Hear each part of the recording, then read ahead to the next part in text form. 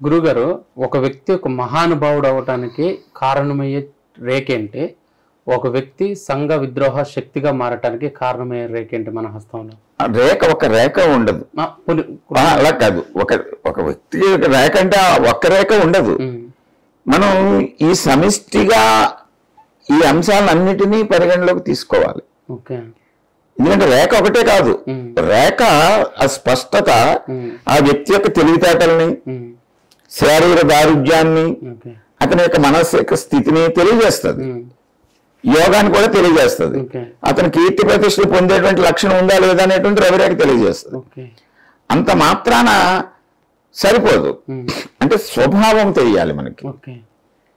అతను స్వార్థపరుడవుతున్నాడా, లేకపోతే సమాజానికి అనుగుణంగా అతని ప్రవర్తన ఉంటుందా అనేటువంటి ఈ వంగేటువంటి స్వభావము, మృదుత్వము, ఈ పెళ్లి రంగు, ఈ అరచేతికి దీనికి ఉండే కోణము, ఇది కోణము విపరీతమైనటువంటిది ఉందా, సమకోణం ఉందా, ఇవన్నీ కూడా పరిగణలోకి తీసుకోవాలి. ఒక రేఖ అంటూ ఇతను కారణ జన్ముడైపోతాడు లేకపోతే ఇతను టెర్రరిస్ట్ అయిపోతాడని ఉండదు.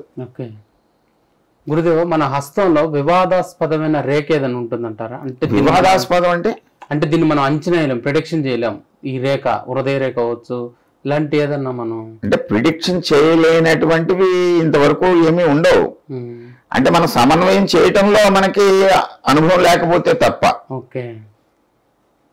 మనం సమన్వయం చేసుకుంటే ప్రతి రేఖకి కూడా లక్షణాలు, అలాగే మన పూర్వీకులు, ఇప్పుడు సమకాలీనంలో ఈ గ్రంథాలు రచించినటువంటి వాళ్ళు, వీళ్ళందరూ కూడా వ్యక్తం చేసేసారు ఆల్రెడీ. ఎక్కడైనా రేరెస్ట్ రేర్ వస్తున్నాయంటే వస్తాయి. ఇప్పుడు అంటే కాలానుగుణంగా మార్పులు జరుగుతున్నాయి. మన కాలంలో ఇప్పుడు మీరు గమనించారో లేదో, 100 సంవత్సరాల క్రితం ఉండేటువంటి సైన్స్ ఈ సబ్జెక్టు అయితే ముద్రలు మారలేదు, ఎవరి ఐడెంటిటీ వాళ్ళదే, కానీ స్వరూప స్వభావాల్లో మార్పులు వస్తున్నాయి. ఇదేంటే ప్రకృతి శక్తుల్లో మార్పులు ఏమి ఉండవు.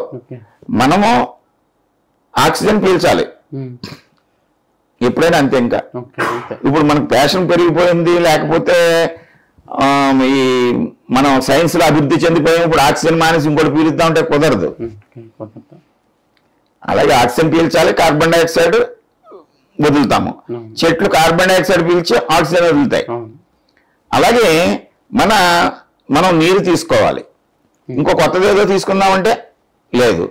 ఆహార పదార్థం ఏదైతే మనం ఆహార పదార్థం శక్తినిచ్చే, మీరు ఏ రూపంలో తీసుకోండి, దాని రూపాలు ఇప్పుడు మన కోరికలను బట్టి మారుతున్నాయి తప్ప కార్బోహైడ్రేట్లు తీసుకుంటాం, ప్రోటీన్స్, మినరల్స్ తీసుకుంటాం, ఇవంతే. ఈ శరీర ధర్మం అది. అలాగే మనిషి 3 గుణాలతోటి జీవితాన్ని గడపాలి. ఆ 3 గుణాలు సత్వగుణము, రజోగుణము, తమోగుణము. దాన్ని బట్టే భావాలు ఏర్పడతాయి. కోరిక అనేటువంటిది రాను రాను మనిషి యొక్క ఆలోచనలతోటి మారుతుంది. అంచేత ఆ కర్మగతమైనటువంటి అంశాలకు అనుగుణంగా అతని రేఖలు కూడా మారుతున్నాయి. ఇప్పుడు పుట్టేటువంటి అది వంశంలో ఈ వంశంలో ఇలా పుడతారని ఏమీ ఉండదు, కర్మగతమైన అంశం కదా. అతని స్వరూప స్వభావాలు హ్యాండ్లో మారుతున్నాయి, ఆ రేఖలు మారుతున్నాయి, ఆలోచన మారుతుంది, విపరీత ధోరణి వస్తుంది. ఇప్పుడు అంటే విపరీత ధోరణి ఎలా వస్తుంది?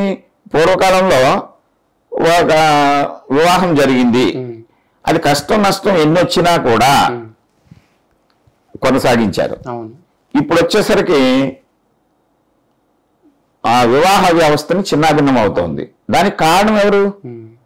నా జీవితంలో ఎలా ఉంది, కర్మ ఎలా ఉందని కాదు, మన యొక్క మానసిక స్థితి విపరీత ధోరణ. దాని వలన ఈ కర్మల్ని మనం వ్యతిరేక కర్మల్ని చేస్తున్నాం. ఆ కర్మలకు అనుగుణంగానే రేఖలు ఏర్పడుతున్నాయి. అంటే హృదయ రేఖ విచ్ఛిన్నమయ్యి, వైవాహిక రేఖ విచ్ఛిన్నమయ్యి, శిరోరేఖ అస్తవ్యస్తంగా ఉంటే ఆ వ్యక్తి వివాహ వ్యవస్థలో అహంకారాన్ని ప్రదర్శిస్తుంది. అప్పుడు ఈ గుణాలు ఎలా ఉన్నాయో చూస్తాం మనం. ఈ గుణంలో రజోగుణము, తమోగుణం పెరిగిపోతున్నాయి అనుకోండి. రజోగుణం యొక్క లక్షణం ఏంటంటే నీకేమిటి, నాకేమిటి. తమోగుణం అంటే నాకే. ఈ భార్యాభర్తల బంధంలో ఇది పెరిగిపోతే ఏమవుద్ది? డిస్టర్బెన్స్ అయ్యి విడిగా తెలియపోతాయి. అదే ప్రతిబింబిస్తున్నాయి ఇక్కడ. మనం ఏం చెప్తాము, నీ చేతిలో ఇలా ఉంది కనుక ఇలా జరిగిపోదు, అలా జరిగిపోదు. ఈ చేతిలో ఇలా ఉన్నదాన్ని నీ గుణము చేత మార్చుకోవచ్చు. నేను ముందు ఎగ్జాంపుల్స్ లో చెప్పాను, బీజములో ఉన్న లక్షణాన్ని క్షేత్రములో ఉన్నటువంటి గుణము చేత దాన్ని మార్చుకోవచ్చు. అలాగే మనం ఈ సాత్విక భావాన్ని తెచ్చుకుని, సాత్విక భావన అంటే ఏంటి, ప్రేమ, కరుణ, అభిమానం, వీటిని మనం ఒకళ్ళు పరస్పరం చూపించుకున్నప్పుడు ఎంతకాలమైనా అదే బంధం కొనసాగుద్ది. ఆ భావాలని మనం మార్చుకోవటం లేదు. అలాగే ఆహారం తీసుకోవడానికి కొత్త పోకడలకు వెళ్తున్నాం మనం. కొత్త పోకడలు అంటే అదే అన్నాన్ని, అదే ప్రోటీన్ని మనం వింత అలాగే పేర్లు. పూర్వం ఏముండేది, ఆ సీతనో, రాముడనో, కృష్ణుడనో పేర్లు ఉండేవి. ఈ పేర్లు ఉండకూడదు. ఇప్పుడు విచిత్రమైన పేర్లని, ఈ పేర్లు మార్చేస్తే ఆ జీవితం మారిపోతుందా? మారదు. అంటే మనం కొన్నిటి కోసం కొన్నిటిని పెట్టుకున్నాం మనం.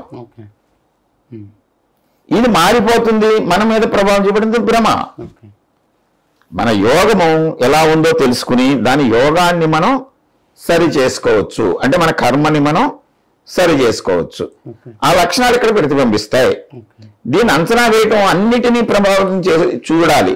ఒక రేఖ ఇలా ఉంటే అతను విరోధవుతాడు లేకపోతే వికృతం అవుతాడు అనేటువంటిది ఉండదు. మొత్తం అన్నిటినీ కలగలుపుగా మనం చూడాలి. దీనికి చాలా ఓర్పు కావాలి, చాలా సహనం కావాలి, చాలా జాగ్రత్తగా దీన్ని పరిశీలించాలి.